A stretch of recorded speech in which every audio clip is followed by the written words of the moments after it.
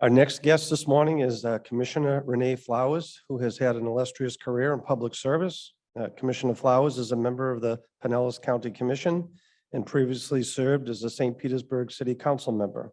She also served as the president of the Florida League of Cities and the National League of Cities Finance Committee. Earlier this year, Commissioner Flowers and several other community leaders hosted a 3-day conference focused on sharing information and discussing solutions for the housing crisis in Pinellas County. Commissioner Flowers has a deep understanding of the community issues and housing challenges and will help expand our perspective with her talk. Quote, "Is the American dream just a dream? No single answer to the housing crisis." Ladies and gentlemen, please join me in welcoming Commissioner Renee Flowers.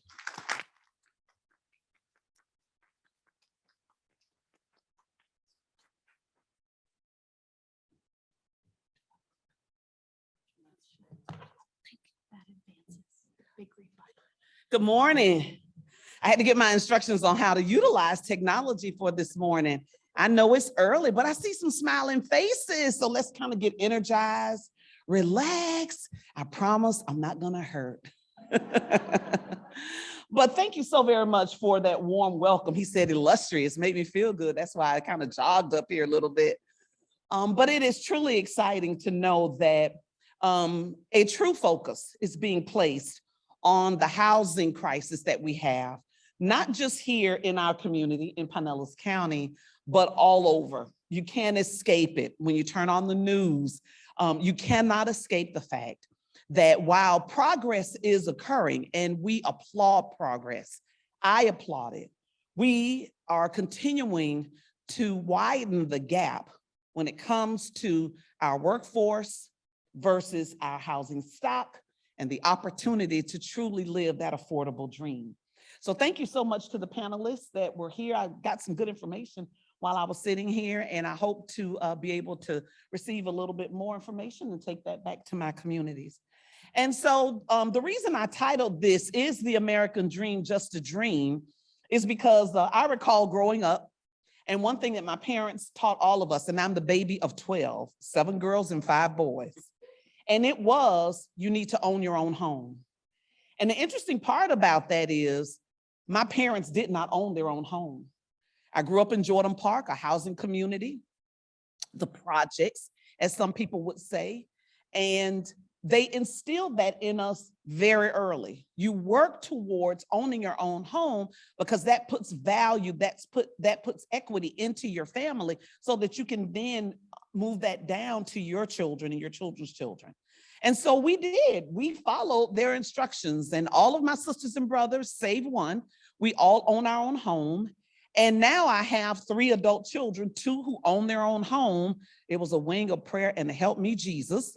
And, and thank you, Lord, getting them out of my house. And I have one son who actually moved to Birmingham, Alabama, because they could not afford to they couldn't find a place that they could afford here locally. So he's in Birmingham, Alabama, which will soon look pretty much like us. So my son was essentially priced out of his community. And that's what we see happening. Now, I want to give a caveat here. I am not opposed to individuals who earn a salary that is commensurate with the actual housing market.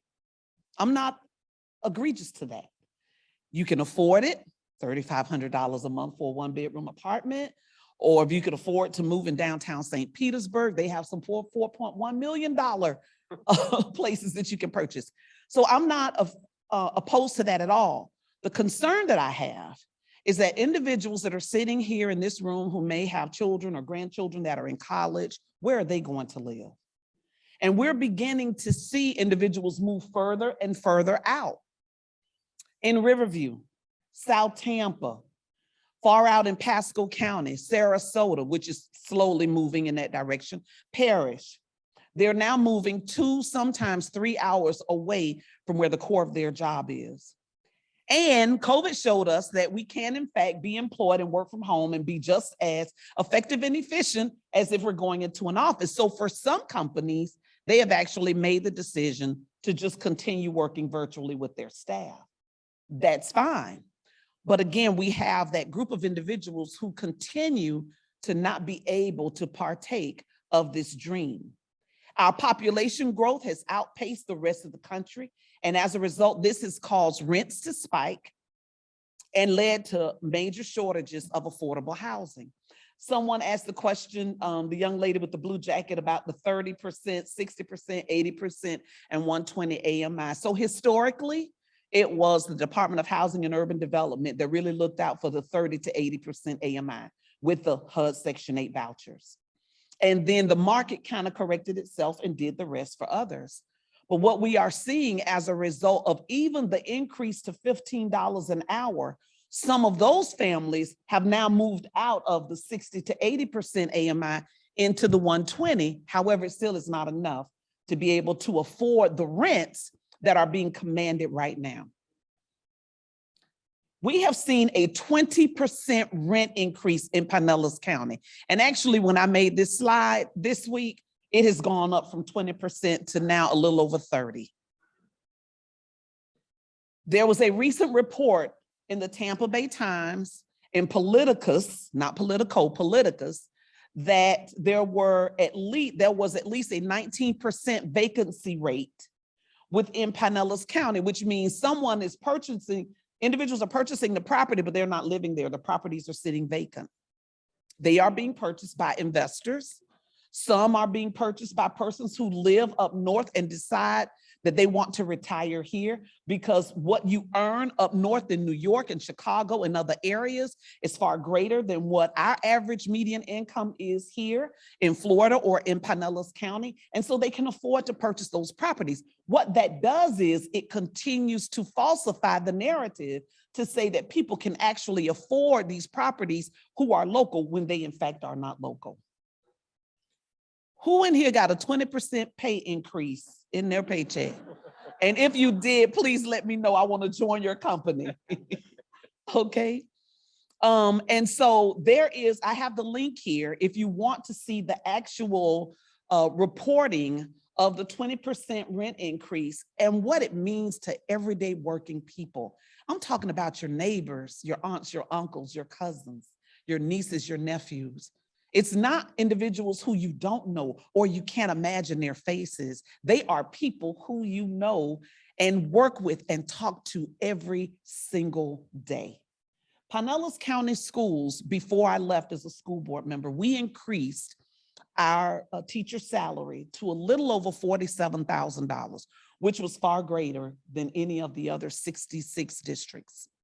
But even increasing it that much, we still had teachers who, if they were not married and combined their income, they could not afford to live individually in our communities. We have nurses, EMT staff, firefighters that cannot afford to live in the communities in which they work. So that is a problem. Home purchase costs have soared.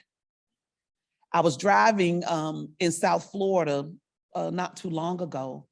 And if any of you are familiar with Oakland Park area, Fort Lauderdale area, or even if you go further down into Broward County, you will see that their houses are one-story flat concrete blocks sitting on a slab. Nothing really, phenomenal like the homes you see here locally. Two-story, metal gated, grass, beautiful big backyard. Some of those homes were going for $500,000. And so I came back home and I started driving around Palmetto Park, Bartlett Park, Campbell Park area. And specifically in Campbell Park, diagonal from Campbell Park Elementary School, there is a beautiful home that was constructed. I watched them as they slowly built it. Absolutely gorgeous. 4-bedroom, 2-bath is $600,000. The average median income in that neighborhood is $12 an hour. No one in that neighborhood can afford to move into that home. I purchased my house in 1994. At that time, so some of y'all probably gonna slide under the table. At that time, I purchased my house for $72,000. I have a 3-bedroom, 2-bath, a little over 2,000 square feet. My house sits on a corner. You can Google it because you know they got the Google thing. You can Google it and see it. And if you see the picture with the brown house, that's not how it looks now. But that's how much I purchased my house for. I got my loan from Barnett Bank. I was excited, super excited. Moved in, got a fireplace, plush green, hunter green carpet, etc. Now, because of the market, my home is valued at a little over $400,000. I could probably sell my home for a little bit more than $400,000, but could I afford to find a place to purchase so that I don't have a mortgage anymore? My daughter lucked up. I'm talking about McDeal. A young lady was supposed to be getting out of the military. She had done her last tour. McDeal was supposed to be her last stop. She was excited. She purchased a home in St. Petersburg. My daughter at the time was looking for a home. She wanted something that she could get that stayed within her budget. She was trying to be smart, and nothing where she had to strain every month to make that mortgage payment because it's just her. So I told her, just ride around. We had a realtor. I said, just ride around and see what you see. Some people have homes for sale. They don't list them. She comes up on this house. She goes in. It's right before Halloween. I thought it was a trick or treat thing. And the gentleman sitting in there with a little trick or treat candy. She calls me, Mom, you got to get over here. This place is absolutely wonderful. 3-bedroom, 2 full bath, huge backyard, fenced in, security system, water filtration system, because this soldier thought she was going to stay here and she ended up being shipped over to Afghanistan. She couldn't afford to continue to communicate to pay her bills and things of that nature. My daughter was able to get that house. She was just trying to get rid of it for $225,000. You can't find anything like that here. And so even though the $225,000 was exciting for us because of what she makes, can you think of how many families that are a two-parent family that can't afford that? And then there's the role of homeowners insurance. Now, I know that the legislature is supposed to be convening back together to try to figure things out. And I sincerely hope that they do, because I was a victim of the increase. My homeowner's insurance went up over $2,000. Nothing happened, nothing changed. I'm not in the flood zone. I have all of the upgrades. I redid my roof, my AC. I did all the things they tell you to do to get some credits. I got credits, all right. I got credit in the wrong direction. I got the credit we want on our credit cards and not on my homeowner's insurance, essentially. And so I started shopping around saying, you know what, I'm not going to pay this $2,000. Well, then guess what? Some of the rules changed on how you have safety features on your home. I have really 2.5 steps. The insurance company said it was 3. They made me put railings on the steps. In order to put the railings on my step, I had to redo my screen door and my front door to fit the railings. I ended up spending $1,800 in order to try to save $2,000 on my homeowner's insurance. And then I ended up having to go with Citizens. So Citizens is going to now have an overrun of people trying to get on because the agency that rates insurance organizations in our state is the sole proprietor of the organization that rates insurance carriers in our state. When they downrate an insurance company, sometimes, quite often, we're finding that insurance company leaves the state of Florida. And so the number of insurance companies that will do business related to home ownership policies is dwindling. It's going to become even worse if we really don't address what we're doing as it relates to building along the coastline, what we're doing with the flood zone, and all of those things. And I believe many of our cities, as well as our county and other counties, we're working towards that end to include building up so that you don't have any construction on the lower floor. So if there's a tidal wave or anything that comes in, you don't have all of the flooding and things of that nature that sometimes we are accustomed to. We have been blessed not to have a major hurricane hit our community. We had one that just skirted by, and some of us were without power for about 7 days and we couldn't take it. Can you imagine being a place like Puerto Rico or the islands, the Berry Islands off of Carolina, and not having power for months? So we've got to really address the homeowner insurance crisis, because again, that insurance policy is built into that person's mortgage. So if your base mortgage is $2,800, they're dividing your insurance policy out by 12 months. That's another $200. You may say, just $200. But for someone who is really struggling, that can be very complicated. So who are they saying that are some of the best homeowners insurance companies? I'm listing them here. No one paid me to put their name on here. So I don't want anybody to think this, but these are supposed to be some of the best homeowners insurance companies in 2022 by which to request your insurance policies. Many of you know that Allstate Insurance used to have a huge complex located out here. But at one point they moved their headquarters out of the state of Florida because of issues that were going on with the homeowners insurance community. And so in order to try to help with some of this, do I have anybody in here from HUD? No, okay. Well, in order to try to correct this, there are a number of programs that are going on throughout the region, and we're trying to work together. Brandy, Councilmember Brandy Gabbard from the city of St. Petersburg, thank you so much for what they are doing when they looked at increasing the amount of financial support that they're providing to first-time home buyers, because they realized that that gap was there and it was prohibiting individuals from being able to own their own home, so that their monthly mortgage payment was less than what it would have been had they stayed at the normal rate. Commissioner Oberman, thank you so very much. We also serve on TBARTA together, and we're always talking about a regionalized approach, because if we fix something here in Pinellas County, it may have an adverse reaction in in Pasco and Hillsborough or Polk County. And so when we do that, people just simply move. We're not fixing the problem, people are moving the problem, and that's not going to get us where we need to be. So we were fortunate enough to have the Emergency Rental Assistance Program that was as a result of the ARPA funds that came from the federal government, but those were one-time funds. We have blue-collar working families who earn a decent living, but they are living in a hotel because they were on a month-to-month lease, and perhaps the landlord decided to sell or increase the rent.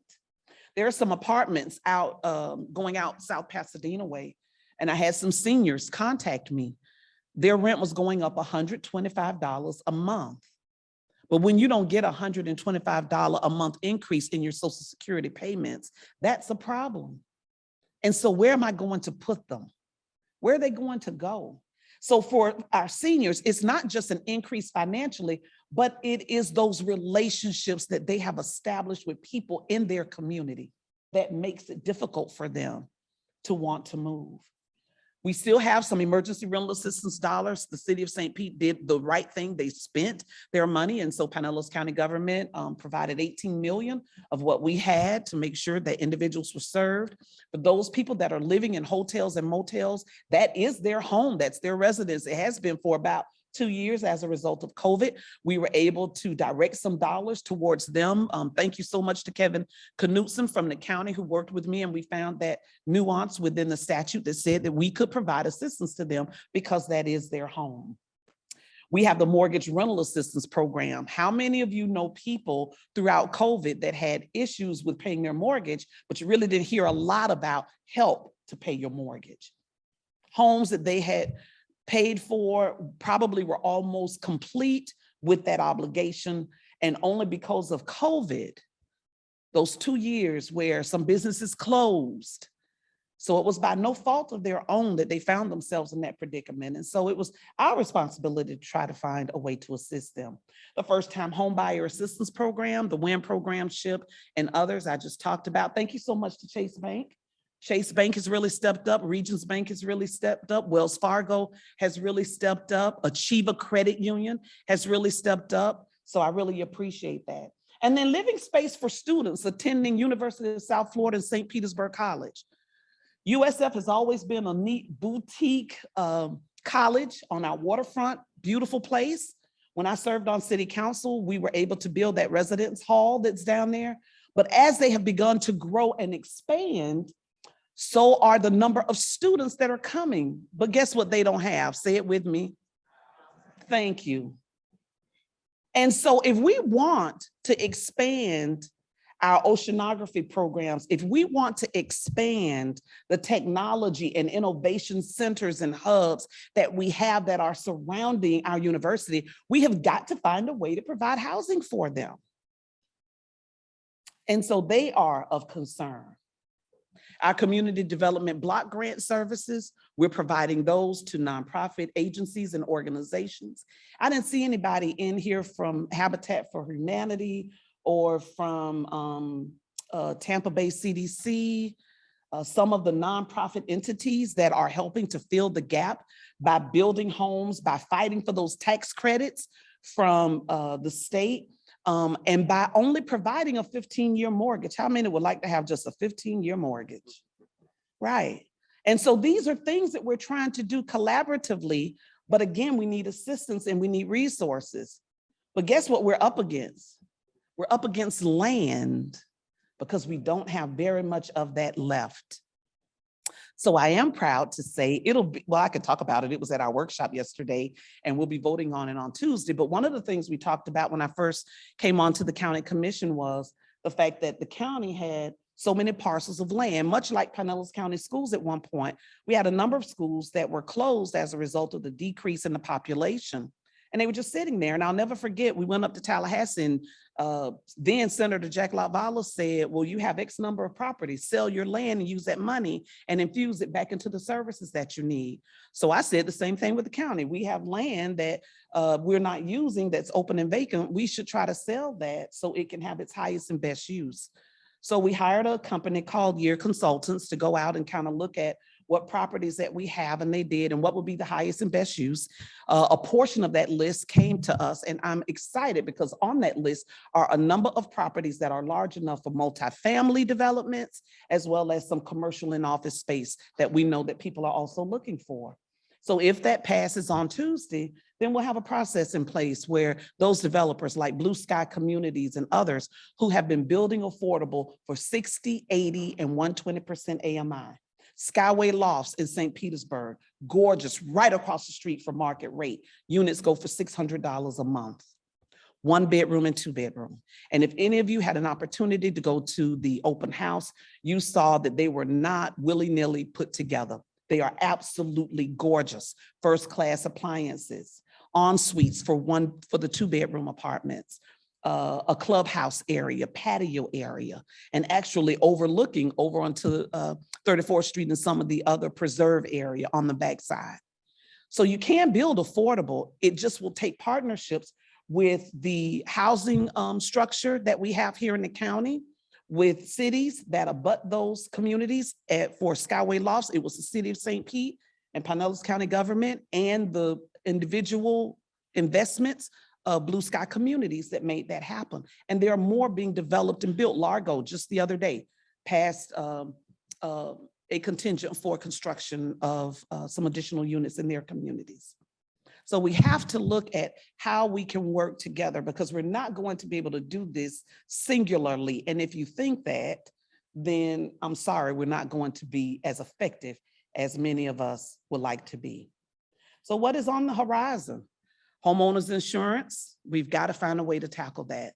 And that is something that you can assist with by contacting your House members and your senators and let them know your concerns. And if you have an idea of how to restructure that opportunity, please share that, because sometimes the best ideas come from people who are not necessarily at the table.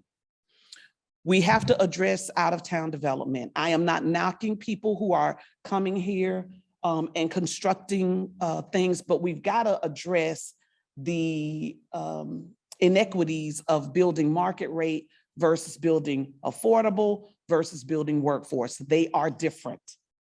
Those are different levels.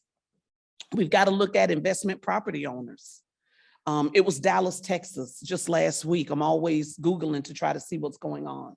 The investment property owners in Dallas, Texas are going to possibly have some changes in the way that they look at constructing properties, because they're looking at passing an ordinance that would limit their ability to build in those communities if those facilities or if those buildings are not for local residents. And then tiny homes. How many of you know that you can buy a tiny home off of Amazon? I thought it was a joke. I went on Amazon. I have an Amazon account. You know, they're regulars at my house. But I went on, and you can actually build a tiny home and it will be delivered. You just have to get somebody to put it together. But I will tell you that I am seeing an increase in adults who are having small homes. We may call them the little small man caves or the little woman's hutch, but they're having them built in their backyards because they're adult students who are graduating from college, can't afford to go out and find a place to live. So at least they have their own living dwelling in their backyard. Now, the issue with that, of course, is whatever it is that your city allows or does not allow for permitting. So you need to look into that. Please don't tell them Renee said that I could build this house back here for my children and I can charge them rent. Please don't tell them I said that, but please look into that. But tiny homes are fabulous. And also addressing tiny homes when it comes to our veterans. There are a number of states that are looking at veteran housing, and they put together those communities that are specific for veterans. And within that community, they are providing services for those veterans so that they can receive social services, mental health services, whatever it is that they need, but they also have a decent, clean place to live. No one should fight for the freedom for us to sit here today and not have to worry about anything and come back here and not have a decent, clean, safe place to live. I just think that that's wrong. And then prefab homes, Palm Harbor Homes and others, they can cut the time and the cost for construction. You know, we unfortunately have our rainy season here in Florida. And so that cuts down on the efficiency of new construction. But if you have prefab homes where you're bringing those walls in, you're putting them up, you have the roof on, and so now all you're doing is talking about the electrical, the plumbing and things like that inside, you can shorten the construction time, which also helps to decrease the cost of construction. There's also a new process that I was introduced to by CDC of Tampa Bay, where they actually use technology to build your home. And essentially it's a robot. They feed the architectural design drawings into a computer system. This robot kind of constructs and builds those outside walls very quickly. And then it has to cure, I think it said 3 to 5 days. And then you can go in and start working on the inside. But it saves significantly on the construction costs. Again, thinking about things that are outside of the box that we don't typically think about, because when we say construction, we're looking at brick and mortar or frame. So to rent or not to rent, I don't know which one goes back. There we go. To rent, to buy, or to leave. And those are the questions that we're faced with at this time. And it's becoming difficult. You just heard me tell you that my son moved 10 hours away to Birmingham, Alabama, where they were able to find a place. And they moved from Pasco County, right off of Little Ridge Road, over to Birmingham, Alabama to find a place. Fortunately, his significant other works for Blue Cross Blue Shield, so she can work from home, and he had to find a job. So I don't think that that's something that we want for our community. We don't want people to move away. We want them to stay here. But in order to do that, we've got to come up with a solution. And that just simply means that all of us are going to have to give a little, and we'll have to take a little in order to turn this around. What I would hate to see happen is what we saw from 2005 through 2007, where the market was booming. People were buying homes. No offense to the bankers here. People were lending money to people who should have never qualified for a loan. They found themselves upside down, and the home was foreclosed. And we began to see a lot of homes that were vacant, and they were selling them for pennies on the dollar, or trying to get rid of them for pennies on the dollar. That's not what we want to see. What we want to see is a robust community where persons who may be at a 30, 60, or 80% AMI, but they can afford to live here because they also buy into and pay into the establishment of our community, the forward movement of our community, and certainly the well-being of everybody here. It takes all of us, from janitors to CEOs. It takes all of us to make it happen. If you want some additional information related to what's going on and the accomplishments, even when it comes to the penny for Pinellas dollars, which we are so grateful that that penny was established. We're looking at 4.15% that was set aside. So that's about $85 million for affordable housing. Those funds are requested by a number of developers, and we have seen the fruits of our labor, and we're super, super excited about that. And we're excited about the ones that are coming on board who see the vision and they see the dream, and they don't find it outside of their realm by which to support this desire of ours, which is, if you're building market rate, include a couple of units in there that are for our workforce community. You know, when you say affordable housing, sometimes people think of it as persons that may not have the best quality of life. I'm putting it gently and in a polite way. but even those individuals deserve a decent, safe, and clean place to live. So you can visit our site. We have a ton of information up there. We have the names of the companies that we're dealing with that are partnering with us and have partnered with us. I held a affordable workforce housing conference that ran over 3 days. I had the Deputy Secretary of HUD here, and I tell you, it was absolutely phenomenal. Some of the ideas that came up out of that. There will be some additional things coming up as a result of the ideas that came from developers, bankers, and community leaders. Hopefully you have one of them here on your table so you can see who some of those partners were. And then I also asked that the Pinellas County government's annual book be provided to you as well. It tells you exactly what we're doing, what direction that we're headed in as the Pinellas County government. And I will tell you that everything that we're doing with our residents in mind throughout Pinellas County.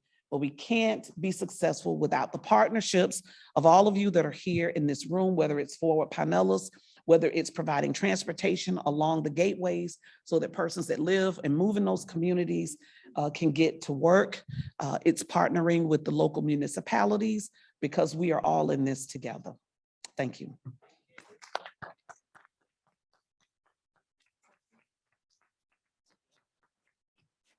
Does anyone have any questions, comments, concerns? Don't throw paper at me. Yes, ma'am.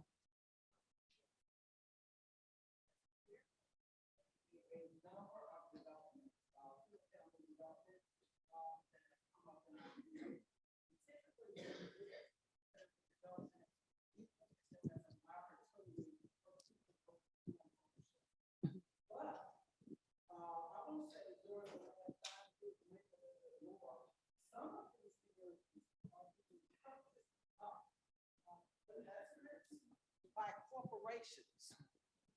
And so we have a imbalanced, I want to say really an imbalance in regards to renters versus home ownership. Should there be something on the front end that would at least divulge that information? Because if we're doing multifamily development, we know if they're going to be condos. We know if they're going to be rental developments. And so should we know from the onstart whether or not these are going to be rental developments as opposed to us just kind of experiencing this on the back end?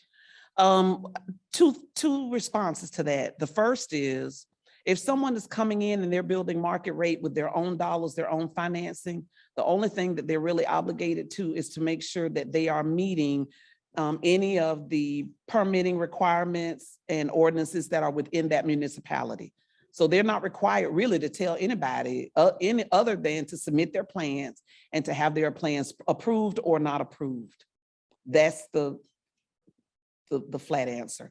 The other response is, it is always good to know who's coming into your community, and for elected officials like myself or community groups to be able to open those lines of communication. We have in St. Petersburg a group called Stoneweg that's coming in, buying a very large, what was a commercial plaza on 6th Street and about 38th Avenue South.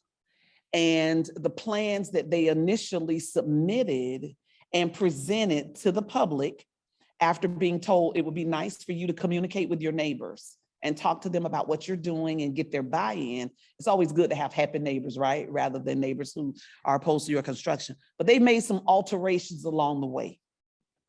And some of the neighbors who are very vigilant were staying on top of the process and what they were asking for from the city. And they got wind of those changes and they contacted my office. I'll be meeting with this group of individuals. They had their ribbon cutting the other day and I had a conflict and couldn't make it, but I'm going to be meeting with them to express the concerns of those changes and to ask if they could revert back to what they actually presented. Can I make them do it? I can't, because as long as it is in line with what they have been permitted to construct and build, I can't make them do it, but I can ask them to be good neighbors and good stewards in the community. When it comes to out-of-town developers, if you recall, I gave an example of Texas, where there were developers coming in and they were purchasing those properties as a business investment. And we have seen that. There was an article in the Tampa Bay Times about 3 weeks ago about the number of properties that were being purchased by outside investors. We had, and Councilmember Brandy Gabbard participated in a discussion panel that was held at our Sunshine Center. And it was about individuals literally riding in our community, looking at houses that were vacant and then calling around to try to find out who owned it, and literally offering them a cashier's check on the spot. And so that becomes now educating the community on, if grandmother passed away and if there's any way you can keep that home in your family by maybe you all joining together and paying the taxes on it and fixing it up so that maybe a grandchild, niece, nephew, or somebody can move into that home so that you keep that in the community. But we're up against somebody offering you a check right now for $100,000.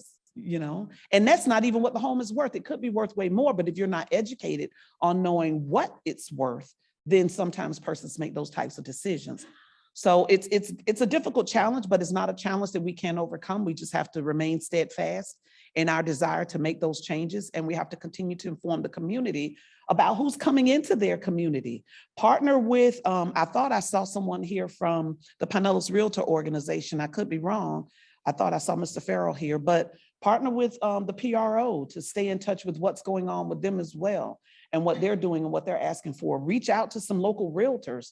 I have a couple of friends who they will only sell when it's in an affordable range. They won't take on any other clients right now because they see how difficult that market is.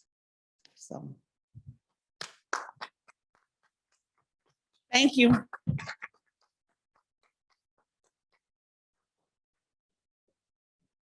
Thank you, Commissioner.